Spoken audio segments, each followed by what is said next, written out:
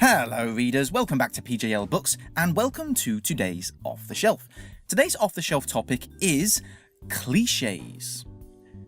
I wonder if anyone out there appreciates the irony that one of the most frequent nuggets of advice dished out to writers is to avoid cliches, like the plague, if you will, to the point where this piece of advice is in of itself a cliche. After all, although we best know cliches as being pre-packaged phrases, they can also be ideas too. When you think about cliches this way, it becomes something of a minefield. So not only does the aspiring author or screenwriter need to step around phrases like launch to her feet or jumping down his throat, but also tired archetypes as well. Wise old mentors, orphaned heroes, snarky sidekicks, the list goes on.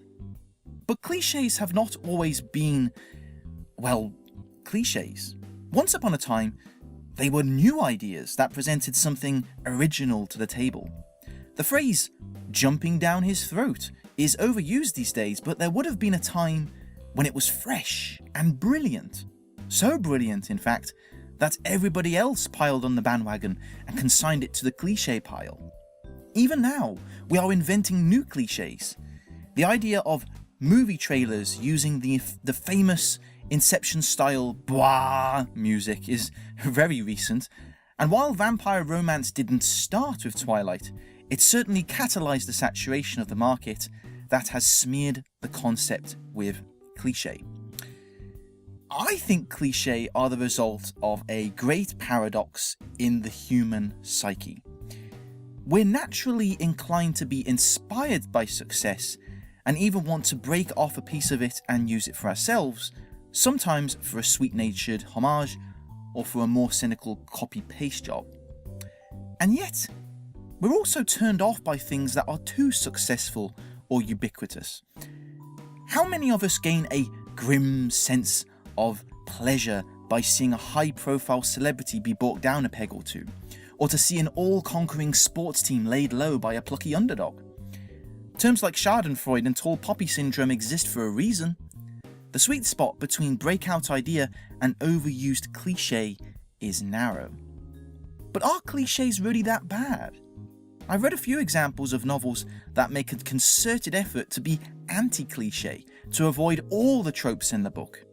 And while the intention is good, and some clever ideas come from it, ironically the spectre of cliché looms larger over these creations than any other. For example, while Patrick Rothfuss's The Name of the Wind is a fantastic book, there are simply too many times where the author takes a moment to set the stage for a "see? I bet you're expecting a cliché thing to happen here" moment. A big deal is made out of the idea that Quoth thinks that one of the insane professors at the university might be a genius hiding his intellect, until a singular moment reveals that nope, he really is just insane. Now you might be thinking that that's quite a clever idea, but nothing comes from this discovery of the professor's true nature in terms of plot development.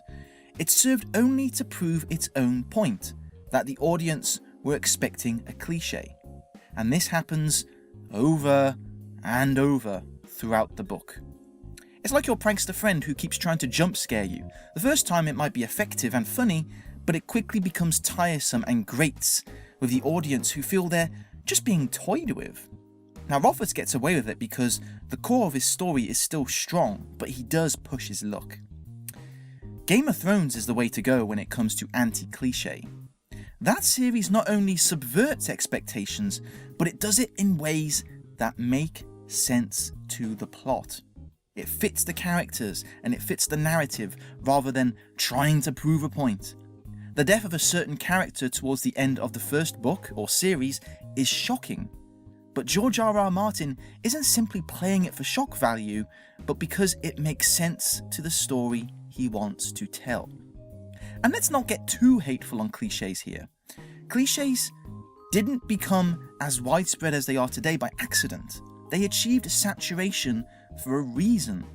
They could have been a very effective simile or a clever twist in the tale. So no matter how overused a cliche becomes, the kernel of the idea, or turn of phrase, remains a good one. So as a writer, one shouldn't be scared of cliches. They are worn and tired like an old pair of shoes, but like an old pair of shoes, they also fit snugly in and don't distract. If you find yourself trying to avoid a cliche and trying to write a clever workaround, don't. It's more hassle than it's worth, and chances are you'll only produce something jarring. Breaking out of cliches and going against the grain should come naturally and fit into the story you're trying to tell. Readers want an experience, not an experiment. Clever new ideas are appreciated, but cliches shouldn't be as feared as they are. Good storytelling comes first, going against the grain comes second. And that's it for today's PJL Books. Thank you very much for listening, readers. The written version of this is on my website, the link of which is in the description below, along with all my other links, so please have a look if you can. Thank you very much, and I'll see you next time. Bye-bye.